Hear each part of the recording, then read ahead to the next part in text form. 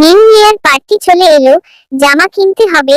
আজকেই দোকানে যাব ভাবছি। ও কাক দাদা, নতুন বছরের পার্টির জন্য কোনো নতুন পোশাক বানালে? কা কা হ্যাঁ বানিয়েছি তো, ওই তো ঝুলছে, দেখো তোমার কোন পোশাকটা পছন্দ হয়। এগুলোর মধ্যে আমার একটাও পছন্দ হয়নি। আরো স্টাইলিশ চাই?